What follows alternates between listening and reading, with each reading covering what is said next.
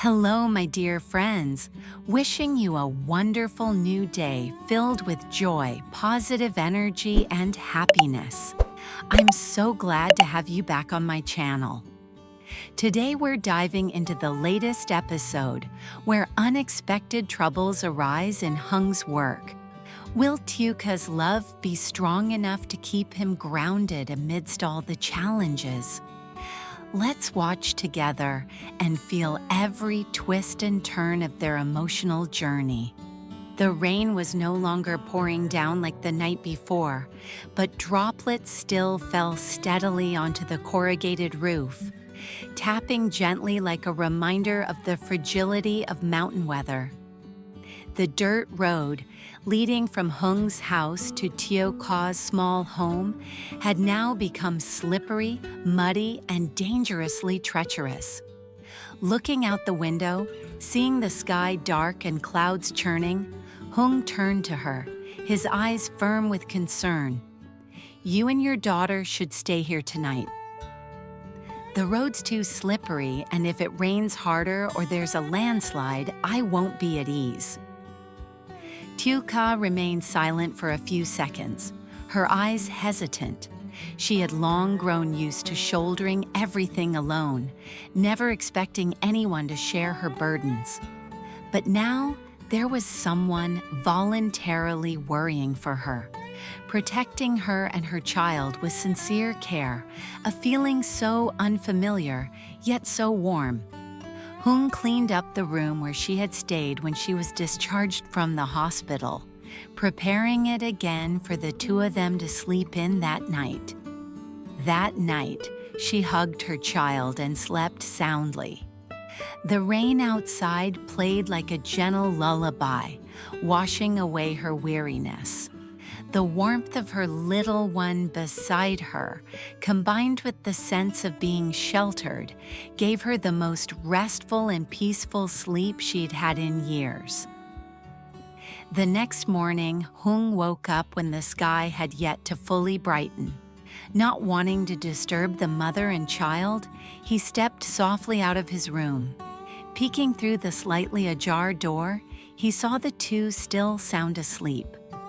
She lay curled around her daughter, her face serene, lips parted in a soft smile, as if she were dreaming something sweet. He stood there for a long moment, his gaze gentle, as though a soft glow had appeared at the corner of his eyes. Maybe it's been a long time since she's had such a full night's sleep, he thought to himself. Not wanting to wake them, he quietly headed down to the kitchen, washed his face, and began preparing breakfast. Though there were only a few packets of instant noodles in the cupboard and a couple of eggs he had bought earlier, he put his heart into the task. He boiled the noodles, then carefully fried the eggs just right, golden yolks soft and perfectly set. The kitchen gradually warmed with the spreading aroma of food. His every movement wasn't clumsy, like someone unfamiliar with cooking, but careful and deliberate, like a man pouring his heart into preparing a meal for someone special. Just as he placed the eggs onto the plate, he looked up and caught Tyuka's gaze. She stood there, gently clutching a light shawl around her, her hair cascading softly over her shoulder, and her eyes filled with hesitation, yet radiating warmth. She had woken up early. Seeing her daughter still sound asleep, she quietly got up to look for him. Passing by his office and not finding him there, she assumed he had left the house. But as she stepped into the kitchen, she froze. The scene before her was like a tender moment from a quiet film. The man she once thought to be cold and distant was now gently cooking in the small kitchen, surrounded by the soft drizzle of the morning rain. They looked at each other in that peaceful moment, until he softly broke the silence, his voice gentle, as if afraid to disturb the calmness of the early morning. "You're up already? Why didn't you sleep a little more? I was about to wake you, but you look so deeply asleep. You must have been really tired last night." She smiled faintly, her voice still tinged with sleepiness. "I was a bit tired, but I'm used to waking up early. What about you? Why are you up so soon?" He leaned against the counter, smiling kindly. "Well, I just got up too. Since the weather's still gloomy, I figured I'd get breakfast ready. Go wash up, then come eat. The noodles are almost done." She nodded gently, her eyes expressing a silent gratitude. She walked up to the living room, absent-mindedly brushing aside the strands of hair still damp with the sweat of the night. Opening the large window, a cool breeze swept in, carrying with it the earthy scent of wet soil and fresh grass after the rain. She sat down on the wooden chair by the window, letting her body relax as she took a deep breath. The fresh morning air lifted a weight off her heart. Though the sky was still tinged with gray clouds, the first light of day had begun to peek through. Forest birds chirped busily, and raindrops, still clinging to the leaves above, fell with a gentle rhythm, like the soft background music of life.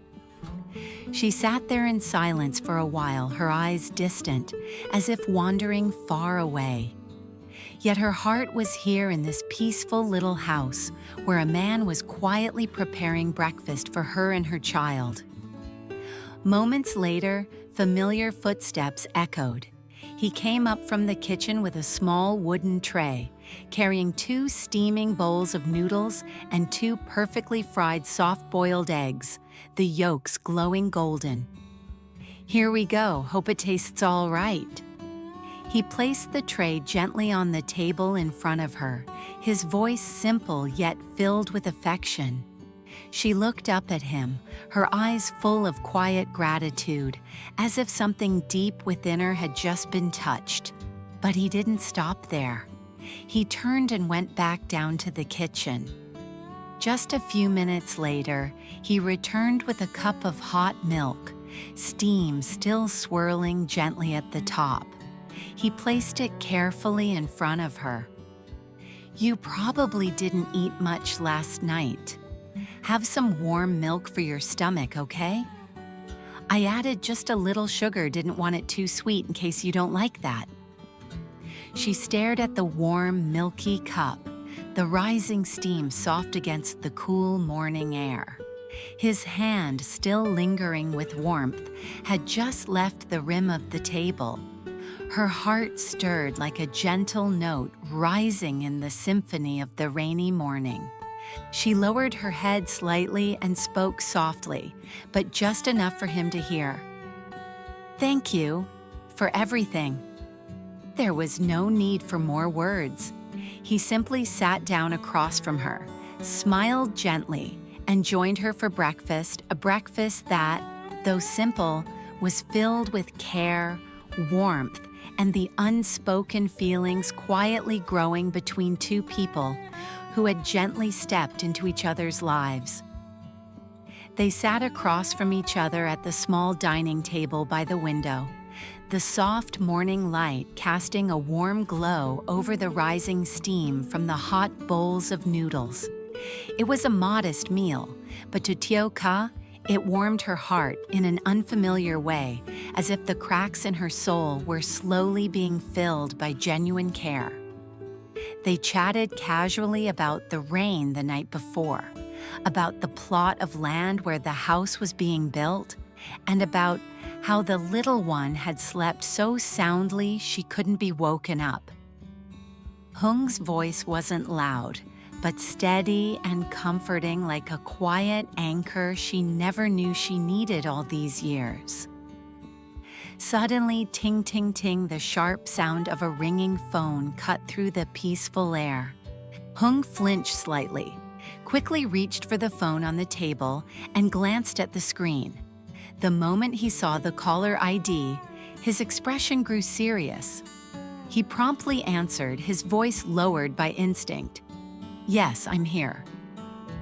Okay, what's going on? Tiu Ka, sitting across from him, looked at him with growing concern, sensing the urgency in his eyes and the tension etched into his face. On the other end of the line was Hung's older brother, the one who managed the family's lumber mill. His voice came through, urgent and firm. The mill's run into a problem. There's a dispute over raw materials with the transport supplier. I'm already here, but I need you to come down right away so we can work out a plan. If we delay, it could get really bad. Hung listened for a few seconds, then replied firmly, "Got it, I'm on my way." He hung up the phone and stood up quickly, his face growing noticeably serious. Turning to her, he bent slightly, his voice steady but tinged with urgency. "I'm sorry. There's an urgent issue at the lumber mill. I have to go right away. You stay here and rest. There's still food in the kitchen. I'll try to be back by noon, or I'll call if things run late. If anything happens, just call me, okay? Don't hesitate." Before she could ask anything more, he had already thrown on his jacket and stepped quickly toward the door. Right before leaving, he turned to look at her once more, as if to make sure she and her daughter were safe, then finally walked out. The door closed behind him, taking with it the warmth that had just begun to fill the little kitchen. Tiu Ka sat silently on the chair, her hands gently clasped together. She understood that work matters were unavoidable, but a quiet unease began to stir in her chest. She turned her gaze toward the window, where droplets of rain still clung to the edges of the leaves and fell slowly, one by one. Her heart grew heavier with each passing second. I wonder how serious the issue at the mill is. Is he going to be okay? Part of her wanted to believe that everything would work out, but another part, the part that had grown used to sudden storms in life, couldn't help but feel unsettled. At the lumber mill, the steady buzz of saws echoed across the yard. The air was thick with the scent of freshly cut wood, sawdust, and the lingering dampness of last night's rain. As Hung arrived, his older brother, a man with sun-darkened skin and a sturdy build, was already there waiting, his face drawn tight with tension. "Thank goodness you're here," Hung's older brother said in a low voice, his eyes filled with calculation. "We have something urgent to discuss. Take a look at this." He handed Hung a stack of notes and the latest pricing reports from their wood suppliers. All the timber suppliers have raised their prices.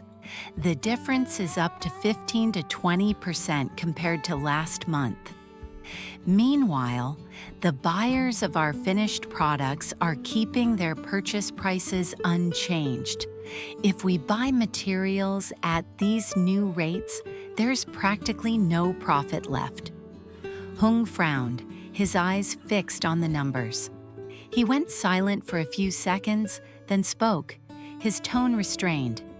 "If this continues, the mill won't survive another month. If one part of the supply chain breaks, the whole system collapses." His brother nodded, lowering his voice as if afraid someone might overhear. "I think someone's interfering. A few orders have been canceled at the last minute. The wood prices are being manipulated. Even transportation delays have been suspicious.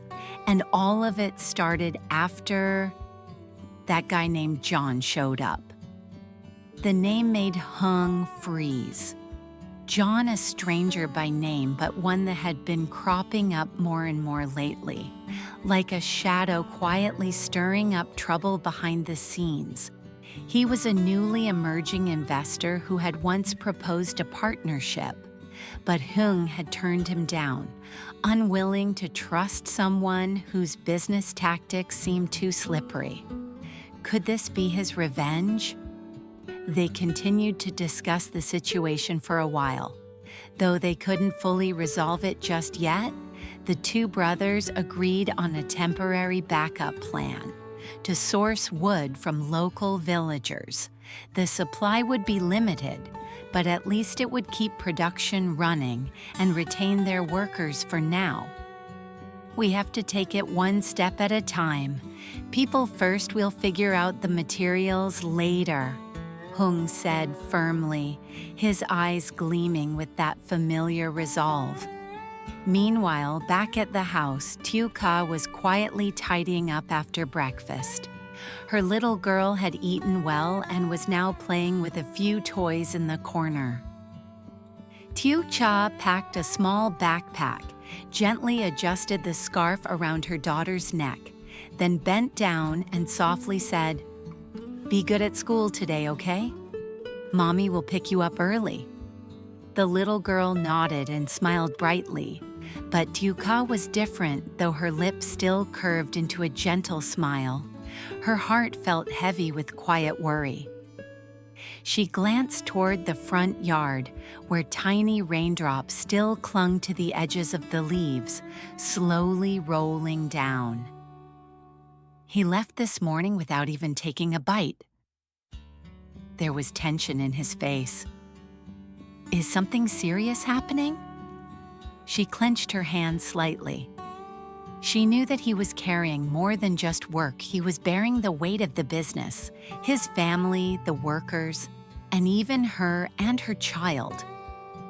Since the day they met, he had always been the one to reach out first, silently shielding her through every hardship, every storm life had thrown at her. She lowered her head, her heart tightening with emotion. If it's his turn now to face the storm, am I strong enough to be his support? That question echoed in her mind, spiraling deep into her thoughts like a quiet awakening.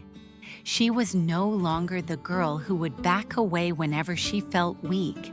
She had a daughter now, and she had him, a man she didn't want to stand beside only on sunny days, but also in the darkest, most tempestuous moments.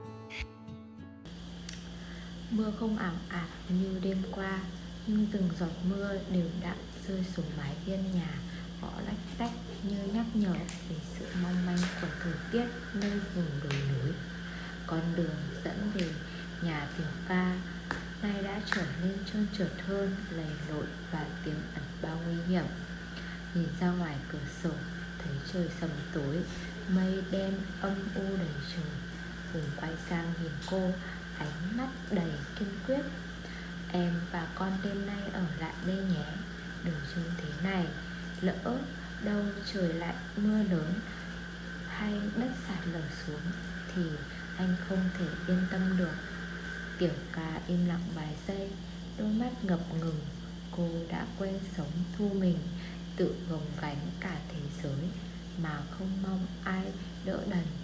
Nhưng giờ đây, một người chủ động lo lắng, che chở cho mẹ con cô bằng tất cả sự chân thành. Cảm giác ấy thật xa lạ, nhưng cũng đầy sự ấm áp đến lạ thường. Hùng dọn dẹp căn phòng bữa trước cô ở lại khi mới xuất viện, để hai mẹ con hôm nay ngủ lại. Đêm ấy cô ôm con ngủ say, tiếng mưa ngoài trời như một bản nhạc du dịu dàng, gột rửa những nỗi niềm mệt nhọc. Hơi ấm từ đứa con nhỏ bên cạnh, cộng với cảm giác được che chở, khiến giấc ngủ của cô lần đầu tiên sau nhiều năm trăn trở được bình yên đến lạ thường.